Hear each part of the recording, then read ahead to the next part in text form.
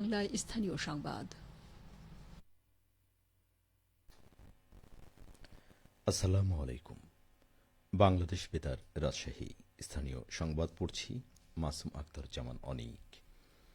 রাজশাহীর গোদাগাড়ী উপজেলায় বিকল্প কর্মসংস্থানের লক্ষ্যে ১৬ জন নিবন্ধিত জেলের মাঝে গরু বিতরণ করা হয়েছে।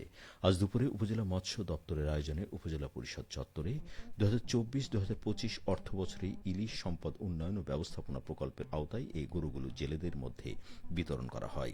এ সময় প্রধান অতিথি হিসেবে উপস্থিত থেকে উপজেলার ১৬ জন প্রান্তিক নিবন্ধিত জেলের হাতে একটি করে গরু তুলে দেন গোদাগাড়ী উপজেলা নির্বাহী কর্মকর্তা ফাইসাল আহমেদ। এ সময় তিনি বলেন, বাকি সুবিধাভোগী প্রান্তিক জেলেদের এই প্রকল্পের আওতায় নিয়ে আসা হবে।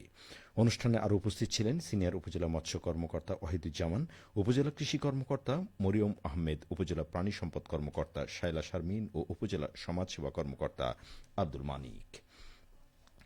আসন্ন পবিত্র ঈদুল আজহাকে সামনে রেখে নওগাঁর রানীনগরে দরিদ্র পরিবারের মাঝে ভিজিএফ চাল বিতরণ শুরু হয়েছে। আজ সকালে কর্মসূচির উদ্বোধন করেন উপজেলা নির্বাহী কর্মকর্তা রাকিবুল হাসান। সংশ্লিষ্টরা জানান, দুর্যোগ ব্যবস্থাপনা ও ত্রাণ মন্ত্রণালয় বিনামূল্যে খাদ্য সহায়তা বিতরণের অংশ হিসেবে উপজেলার ৮টি ইউনিয়নের ১৪,৮৫৬টি পরিবারকে ১০ কেজি করে চাল প্রদান করা হচ্ছে।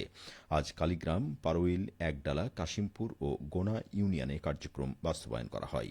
বাকি ৩টি ইউনিয়নে আগামীকাল বিতরণ করা হবে। বিতরণ উদ্বোধনী অনুষ্ঠানে ইউনিয়ন উপজেলা প্রকল্প বাস্তবায়ন কর্মকর্তা মোহাম্মদ নজরুল ইসলাম, ইউনিয়ন পরিষদের চেয়ারম্যান, মেম্বার ও ট্যাগ অফিসারগণ উপস্থিত ছিলেন।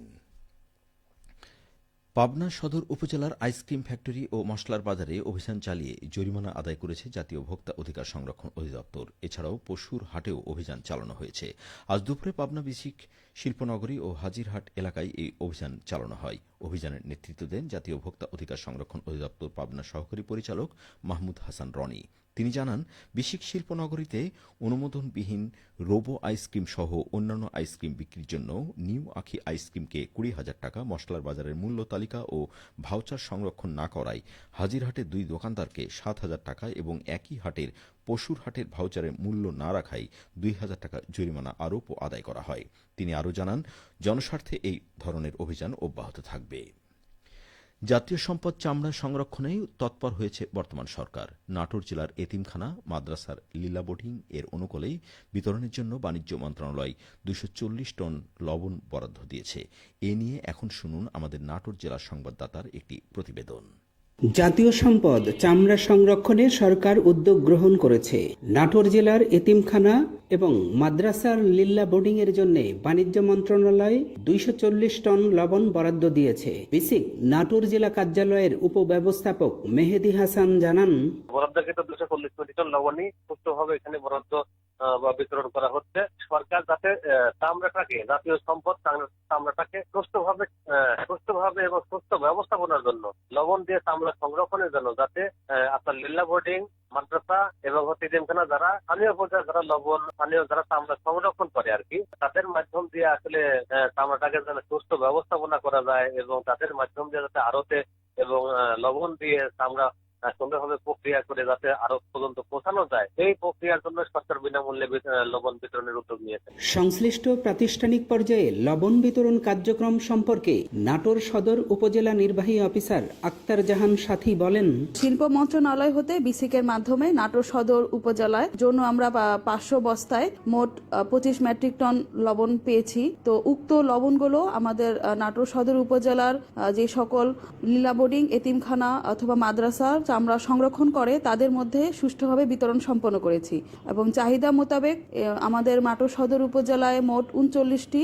এতিমখানা, লীলা বোর্ডিং, মাদ্রাসা ইতিমধ্যে লবণগুলো সংরক্ষণ করেছেন, সংরক্ষণ করার জন্য লবণগুলো নিয়েছেন এবং তাদেরকে সেই সময় যখন বিতরণ করা হয়েছে সেই সময় তাদেরকে নির্দেশনা প্রদান করা হয়েছে যে তারা যেন সঠিকভাবে লবণের মাধ্যমে চামড়াগুলো সংরক্ষণ করেন। আমরা আশা করছি এর মাধ্যমে সঠিকভাবে চামড়া সংরক্ষণ হবে এবং চামড়া ন্যায্য মূল্য নিশ্চিত হবে। লবণ প্রয়োগের মাধ্যমে দীর্ঘদিন চামড়া সংরক্ষণ করা সম্ভব হবে। দিন গেলে বৃদ্ধি পাবে চামড়ার দর, লাভবান হবেন সংশ্লিষ্ট প্রতিষ্ঠান, আর এর মাধ্যমে সুদিন আসবে চামড়ার। ফারাজি আহমদ রফিক বাবন, নাটোর জেলার সংবাদদাতা, বাংলাদেশ বেতার, রাজশাহী। সবশেষে আবহাওয়া। আজ রাজশাহীতে সর্বোচ্চ তাপমাত্রা ছিল ৩৬.৫ ডিগ্রি এবং সর্বনিম্ন ২৪.৫ ডিগ্রি সেলসিয়াস। সন্ধ্যে ৬টায় বাতাসে আপেক্ষিক আর্দ্রতার পরিমাণ ছিল ৭৫%। রাজশাহী পার্শ্ববর্তী এলাকায় আগামীকাল সূর্যোদয় ভোর ৫টা ১৬ মিনিটে। সংবাদ শেষ হল। আমাদের পরবর্তী স্থানীয় সংবাদ প্রচারিত হবে আগামীকাল সকাল ৮টা ১০ মিনিটে।